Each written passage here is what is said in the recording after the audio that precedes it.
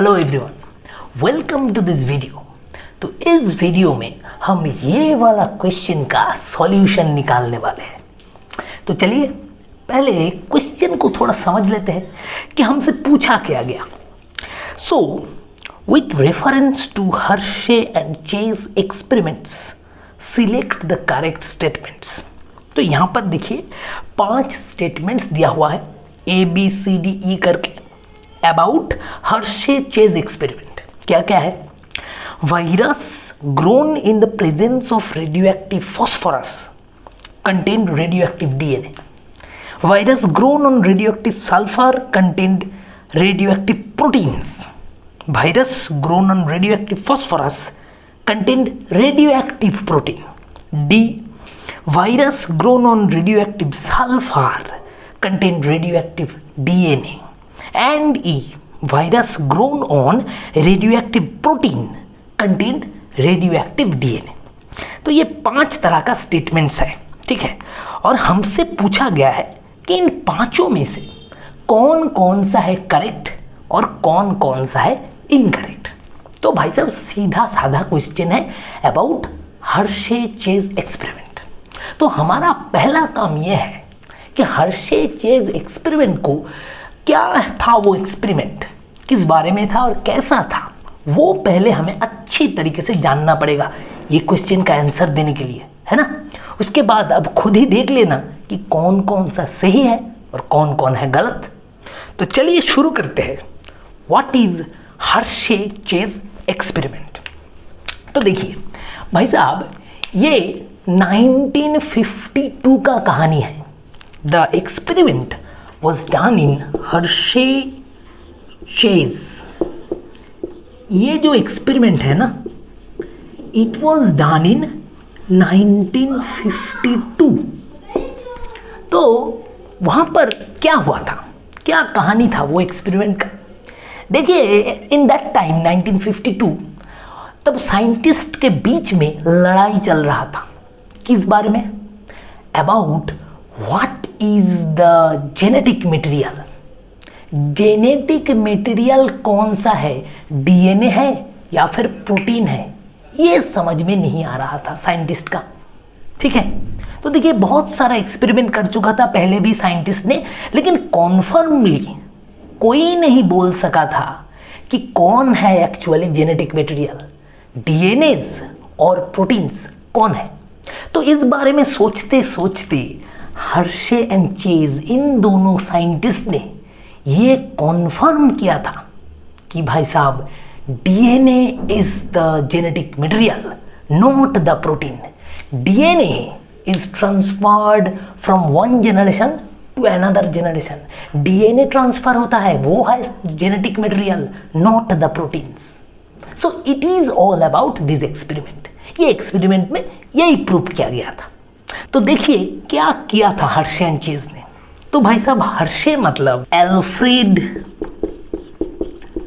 Hershey and chase का पूरा नाम था मार्था चेज। तो इन दोनों साइंटिस्ट ने पहले क्या किया, देखिए पहले इन दोनों ने एक वायरस को लिया। क्या किया इन दोनों ने? दे टूक अ वायरस, उसका नाम था bacteriophage.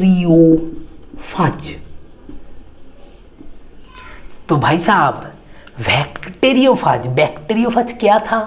Bacteriophage is a virus.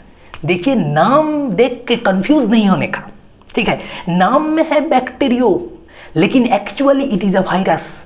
तो फिर ऐसा नाम क्यों है इसका बैक्टीरियोफाज? क्योंकि it is a virus that attacks on bacteria. देखिए भाई साहब, so bacteriophage is not a bacteria, it is a virus that attacks on bacteria. उसके लिए इस वायरस का नाम है बैक्टीरियोफाज। तो हर्शे एंड चेज ने ये बैक्टीरियोफाज वायरस को ले लिया। क्या किया वो वायरस को लेके उसने 2 चीज किया। देखिए उसने क्या किया, 2 कल्चर प्लेट लिया। एक कल्चर प्लेट में, ये है कल्चर प्लेट, ठीक है, ये एक कल्चर प्लेट लिया, ये दूसरा कल्चर प्लेट लिया, लेके उन दोनों ने बैक्टीरियोफेज वायरस को कल्चर किया, बैक्टीरियोफेज वायरस प्रोड्यूस किया। तो एक कल्चर प्लेट में उसने लिया रेडियोएक्टिव सल्फर को उसने लिया, दैट इज S32। उसने एक कल्चर प्लेट में रेडियोएक्टिव सल्फर को लिया, तो इसमें बैक्टीरियोफेज वायरस को उसने ग्रो किया, और दूसरा जो कल्चर प्लेट था उसमें लिया उन लोगों ने रेडियोएक्टिव फॉस्फोरस को, वो था फॉस्फोरस इज 35, सो P35। तो इसमें उन लोगों ने फिर से बैक्टीरियोफेज वायरस को कल्चर किया, ठीक है। तो देखिए अब क्या हुआ, जिसमें रेडियोएक्टिव सल्फर था जिस कल्चर प्लेट में, उसमें किस तरह का वायरस प्रोड्यूस हुआ, देखिए इस तरह का, ये था वायरस का स्ट्रक्चर, ठीक है। इस तरह हम बैक्टीरियोफेज वायरस को ड्रॉ करते हैं, ठीक है।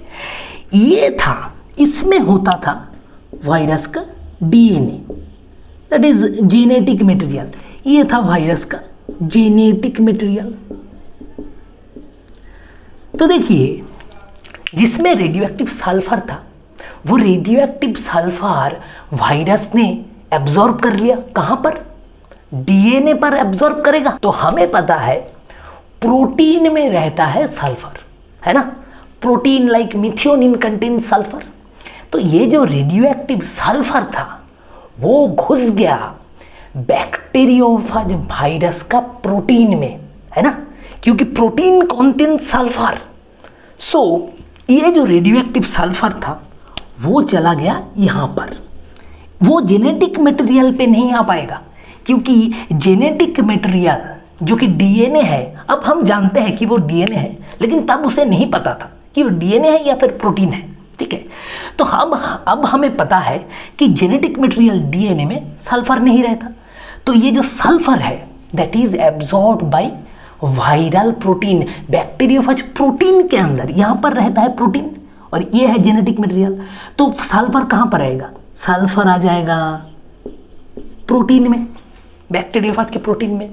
और जिस कल्चर प्लेट में उसने रेडियोएक्टिव फॉस्फोरस रखा था, देखिए उसमें क्या हुआ, उसमें भी ऐसा बैक्टीरियोफेज वायरस ग्रो किया, है ना। तो वो फॉस्फोरस कहाँ जाएगा, phosphorus will come in the genetic material, है ना, रेडियोएक्टिव फॉस्फोरस आ गया यहाँ पर। तो देखिए इन दोनों वायरस का डिफरेंस को पहले समझिए। एक कल्चर प्लेट में जिसमें रेडियोएक्टिव सल्फर था, वहाँ का रेडियोएक्टिव सल्फर चला गया बैक्टीरियोफेज वायरस की प्रोटीन में, है ना, क्योंकि प्रोटीन कंटेन सल्फर। बट जिसमें रेडियोएक्टिव फॉस्फोरस था, वो रेडियोएक्टिव फॉस्फोरस आ गया वायरस का जेनेटिक मटेरियल में, क्योंकि DNA कंटेन्स फॉस्फोरस, है ना। तो फॉस्फोरस कहाँ जाएगा, यहाँ पर आ गया। अब देखिए हर्शेचेस को ये नहीं पता था कि भाई साहब प्रोटीन में जा रहा है कौन और कौन फॉस्फोरस में जा रहा है। तो उन लोगों ने फिर से अब एक्सपेरिमेंट शुरू कर दिया। क्या किया उन लोगों ने, अब देखिए, अब उन लोगों ने एक बैक्टीरिया को लिया, पहले वायरस को लेके वो दोनों तरह का वायरस प्रोड्यूस कर दिया। अब उन लोगों ने लिया ई कोलाई बैक्टीरिया को, किसको लिया, E coli, Escherichia coli bacteria को उन लोगों ने ले लिया। अब बैक्टीरिया को लेकर उन लोगों ने क्या किया, उन लोगों ने दो तरह का एक्सपेरिमेंट्स कर दिया, ठीक है। तो एक एक्सपेरिमेंट में उसने क्या किया, ये मान लीजिए है हमारा ई कोलाई बैक्टीरिया, है ना, तो यहाँ पर सेल वॉल होगा और सेल मेम्ब्रेन होगा, तो it is the E coli bacteria. और यहाँ पर दूसरा सेट ऑफ एक्सपेरिमेंट में भी उन लोगों ने और एक ई कोलाई बैक्टीरिया को ले लिया।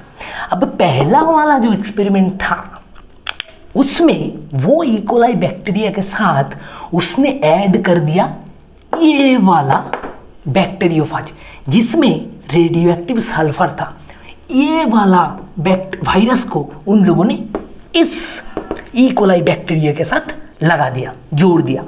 तो देखिए इस तरह से जोड़ जाएगा, है ना। इसमें क्या था, इसमें था रेडियो एक्टिव सल्फर S32 यहाँ पर था। और दूसरे वाला जो इकोलाई है, दूसरे वाला एक्सपेरिमेंट में उन लोगों ने ये वाला वायरस को ऐड कर दिया।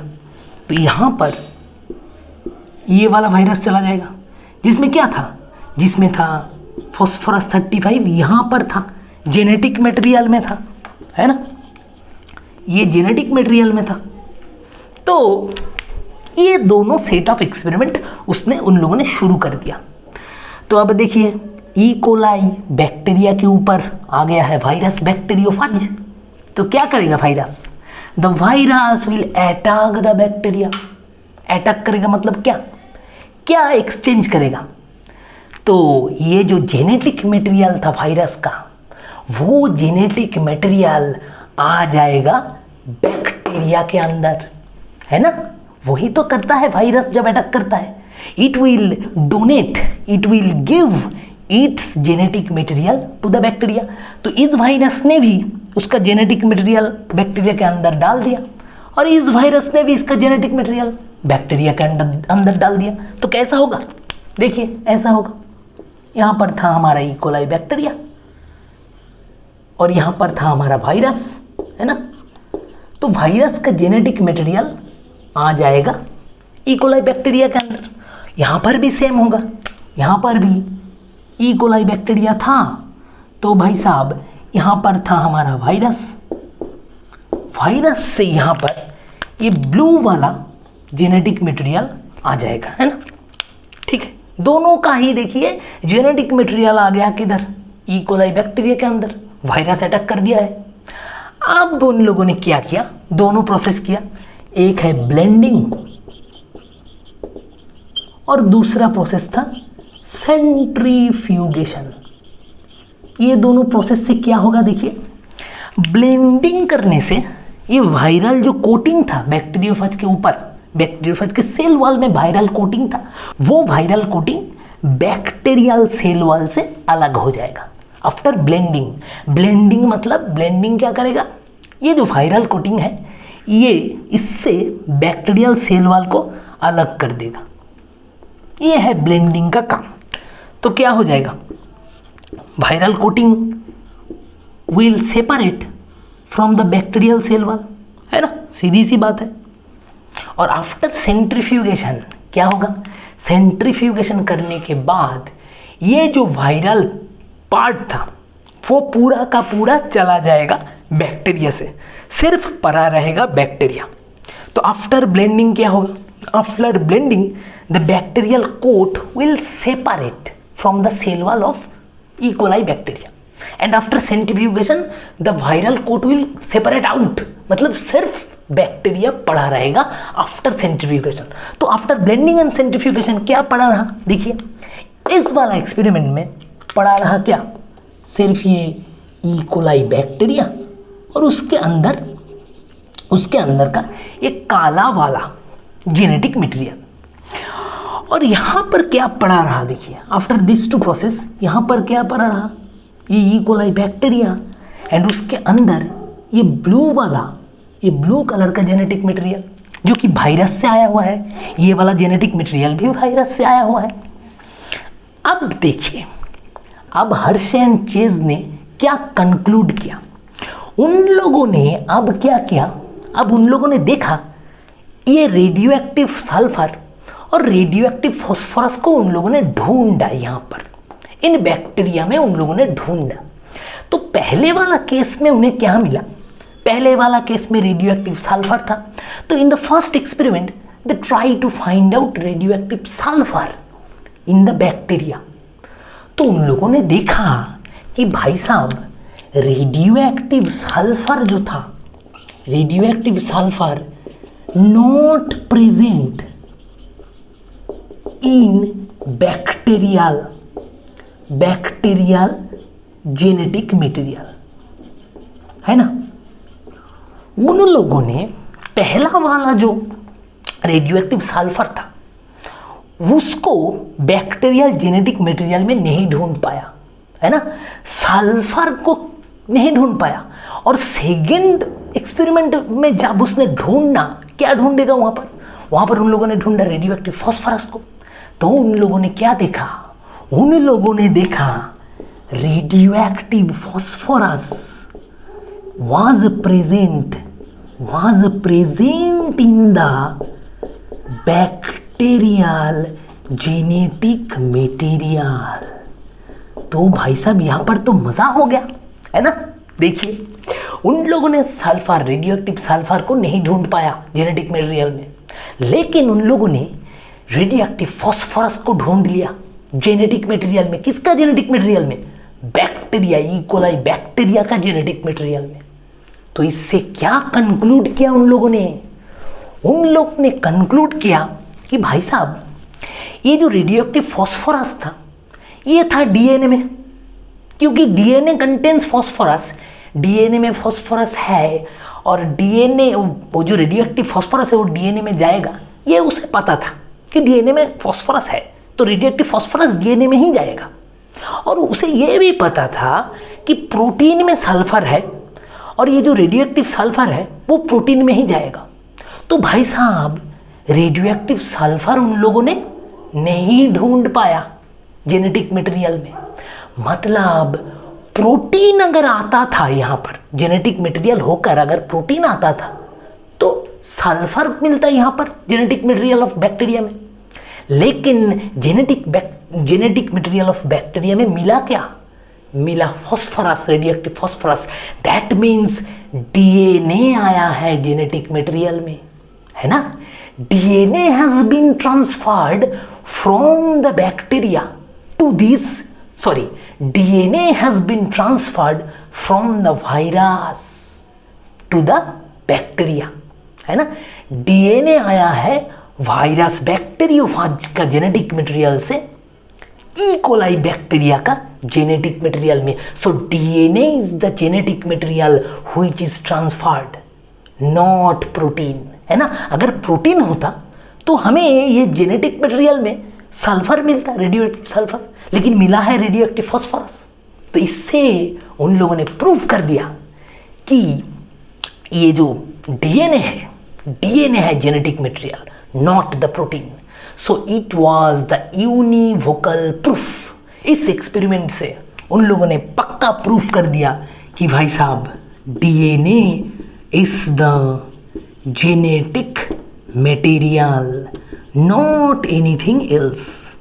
सो it has been perfectly proved by Hershey Chase experiment. तो आया समझ में पूरा एक्सपेरिमेंट? देखिए कितना इंटरेस्टिंग कहानी था, है ना। पहले उन लोगों ने वायरस को लिया, दो तरह का वायरस प्रोड्यूस किया। एक का प्रोटीन में चला गया रेडियो एक्टिव सल्फर, दूसरे का डीएनए में चला गया रेडियो एक्टिव फॉस्फोरस। अब उस वायरस को लेके उन लोगों ने अटैक किया ई कोलाई बैक्टीरिया को। तो ई कोलाई बैक्टीरिया को एक वायरस था जिसमें था रेडियो एक्टिव सल्फर, और दूसरा वाला एक्सपेरिमेंट में उसने दिया रेडियो एक्टिव फॉस्फोरस को। तो जिसमें था रेडियो एक्टिव सल्फर, वो वाला बैक्टीरिया जेनेटिक मटेरियल में उसे रेडियो एक्टिव सल्फर नहीं मिला। मतलब प्रोटीन था तो प्रोटीन बाहर चला गया, है ना। Protein has been gone out with the virus.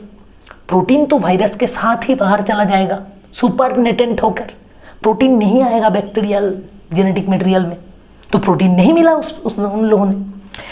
और यहाँ पर फॉस्फोरस आ गया, क्योंकि फॉस्फोरस था डीएनए में। तो डीएनए तो जेनेटिक मटेरियल था, तो DNA has been found, radioactive phosphorus has been found in the genetic material of the bacteria. तो उन लोगों ने प्रूफ कर दिया DNA is the genetic material. तो अब देखिए मैंने आपको पूरा का पूरा कहानी बता चुका हूँ। अभी आप खुद ही एक एक करके स्टेटमेंट्स ले लीजिए और देखिए कौन है सही कौन है गलत। तो चलिए शुरू करते हैं एक एक करके। तो statement A, viruses grown in the presence of radioactive phosphorus contained radioactive DNA। तो बताइए, viruses which contain radioactive phosphorus contains radioactive DNA। Yes, it is right। DNA radioactive हो जाएगा क्योंकि DNA कंटेन्स फॉस्फोरस। सो वो जो फॉस्फोरस है radioactive phosphorus वो चला जाएगा DNA में और बना देगा रेडियोएक्टिव DNA। है ना, वही रेडियो एक्टिव डीएनए बाद में एक्सचेंज हो रहा है। सो वी हैव गॉट पहला जो था ए स्टेटमेंट इज परफेक्टली राइट।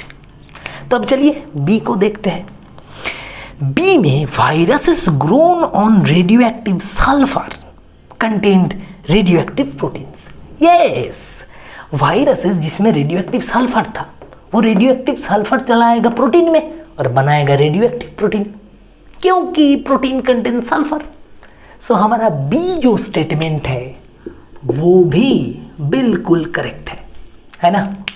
तो चलिए अब तीसरे में चलते हैं। C, viruses grown on radioactive phosphorus contain radioactive protein.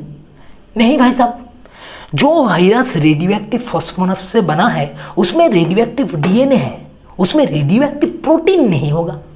तो भाई साहब सी जो स्टेटमेंट है दैट इज टोटली रॉन्ग। अब डी में चलते हैं। देखिए कितना जल्दी हो रहा है सब कुछ। D, viruses grown on radioactive sulphur contain radio active DNA. Viruses grown on radioactive sulfur contains radioactive protein, not radioactive DNA. So we have got D is also wrong. अब बाकी है सिर्फ E. E को चलिए देख लेते हैं। So E में viruses grown on radioactive protein contain radioactive DNA.